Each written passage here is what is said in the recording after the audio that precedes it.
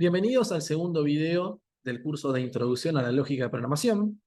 Y hoy vamos a empezar entonces a ver un poco de qué trata esto. Les había hecho una intro el video pasado, les había mostrado un pequeño juego con el que vamos a empezar a trabajar. Y partiendo de ese juego vamos a empezar a aprender algunos cuantos conceptos que se los voy a ir hilando en la medida que vamos avanzando. ¿Bien? Entonces vamos a irnos a ese juego donde estaba ese pequeño puma, que era este de aquí. Notarán que el puma es el protagonista de nuestro primer juego y tenemos un tablero. La consigna nos dice: ¿ayudas al puma a comer el churrasco? Evita los obstáculos. ¿Bien? Entonces nosotros lo que tenemos que hacer es programar algo que nos permita alcanzar el objetivo de que el puma coma ese churrasco. Lo primero que nosotros necesitamos tener en cuenta es que necesitamos definir nuestro primer concepto de este curso. Y ese es el concepto de programa. ¿Sí? ¿Por qué? Porque lo que vamos a programar es un programa. ¿Pero qué es un programa? Un programa es la descripción, ¿sí?, de la solución,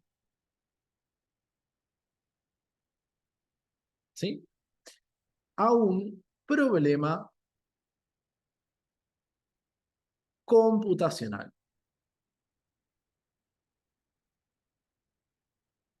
La palabra clave acá es esta: descripción. Normalmente nosotros cuando metemos código, lo que hacemos es describir por medio de la sintaxis que nos propone el lenguaje una solución, en teoría, previamente pensada para resolver determinado problema de índole computacional, o sea, algo relacionado a computadoras. Ahora, esto significa que cada lenguaje nos provee del vocabulario, la sintaxis ideal para poder plasmar esa solución, pero nosotros tenemos que pensar primero la solución. Normalmente lo que solemos hacer los programadores es primero pensar el problema, plasmarlo en una hoja, y una vez que el problema lo tenemos, pensamos con qué herramientas de cada lenguaje lo vamos a resolver. Es decir, que el problema es independiente del lenguaje, sino que el problema es algo con una entidad por sí misma. Y nosotros elegimos con qué lo vamos a representar. Entonces, primero tenemos que entender ese concepto.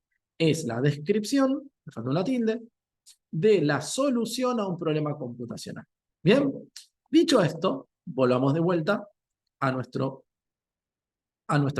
juego. Ahora, un programa está compuesto por uno o varios algoritmos. Ahí tenemos nuevamente otro concepto para el pizarrón, que es un algoritmo. Y un algoritmo no es otra cosa simplemente que un set de instrucciones que pueden dar un resultado o un set de acciones, ¿bien?, que se van a desencadenar en una secuencia. Entonces, ¿cómo podría ser un algoritmo de la vida real? Porque los existe, están todo el tiempo, los hacemos permanentemente. Podría ser, por ejemplo, una receta. Una receta nos dice que tenemos una determinada cantidad de ingredientes y luego arranca el proceso por el cual se empiezan a suceder una serie de instrucciones. Por ejemplo, unir el huevo, la yema y el azúcar y la manteca, después agregar harina y polvo para hornear, después unir todo para formar la masa uniforme, después poner la tortera. Y fíjense cómo tenemos toda una serie de instrucciones que van formando la estructura de ese algoritmo. A su vez, un algoritmo puede estar separado en subalgoritmos que lo que hagan es definir partes de esa secuencia, que queremos, por ejemplo, subdividir para luego poder reutilizar. Porque capaz que tenemos una serie de instrucciones, pero se repiten y se repiten y se repiten, y tal vez podemos simplemente agruparlas y reutilizarlas para que no se repitan. Eso lo vamos a ver más adelante. Entonces acá podemos tener un algoritmo. Otro algoritmo, por ejemplo, podría llegar a ser el proceso por el cual ustedes se lavan los dientes. ¿Cuál puede ser? Entrar al baño, tomar el pomo de dentífrico, sacar la tapita, ¿sí? Siguiente instrucción, tomar el cepillo, siguiente instrucción, ponerle la pasta, siguiente instrucción, mojar el cepillo, después lavarse los dientes, y así hasta que terminan ese proceso. En este caso, esto tiene un resultado, que ese resultado, por ejemplo, es dientes blancos con olor a menta. ¿Bien? Eso podría ser tranquilamente un algoritmo.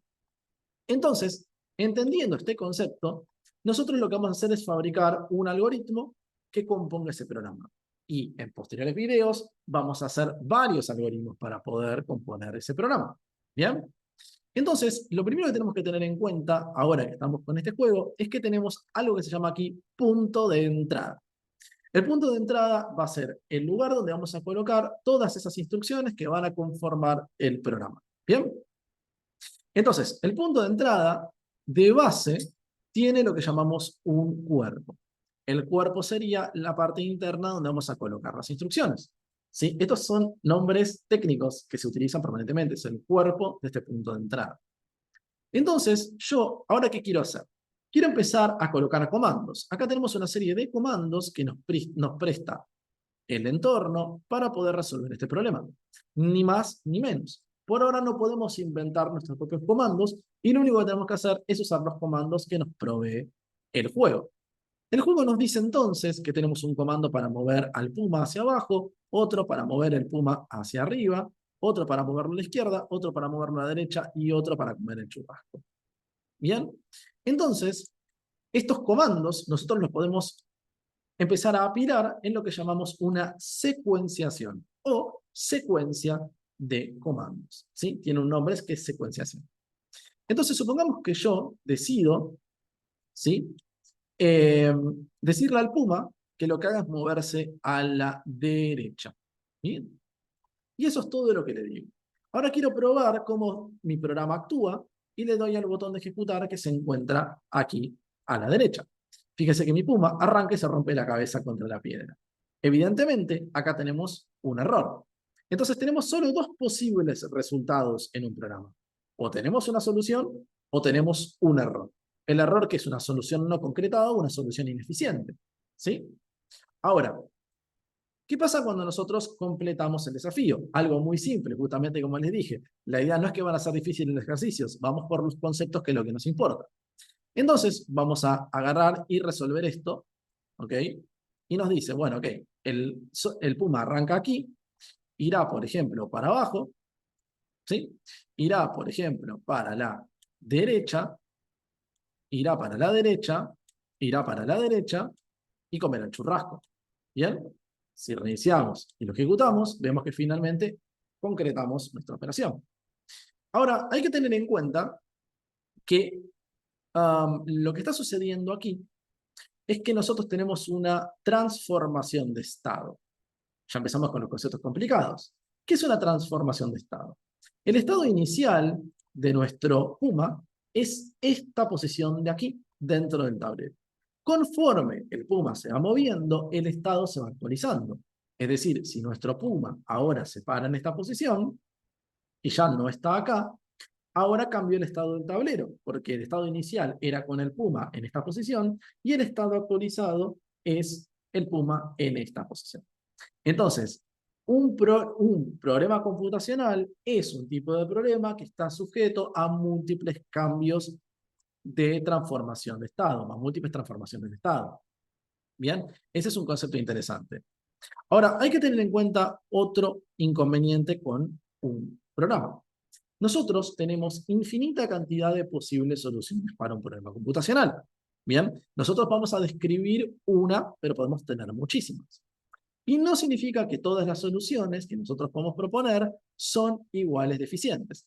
¿Van a resolver el problema? Sí, hay infinitos caminos para llegar a Roma, pero eso no significa que todos sean buenos caminos o sean los óptimos caminos. Entonces, supongamos que yo quiero plantear una solución distinta a esta que hice acá. Yo quiero plantear una solución por la cual el puma hace esto, después vuelve acá, después viene acá, después viene acá, después viene acá, después acá, después pasa de largo churrasco, viene acá, luego viene acá, vuelve acá, va acá y después va al churrasco. Y lo come. Crunch. ¿Resolví el problema computacional? Sí. Estamos de acuerdo que si nosotros fabricáramos eso, podemos hacerlo. De hecho, podemos hacerlo rápidamente para que noten que esto es muy simple de resolver. Entonces yo le digo, por ejemplo, ¿sí?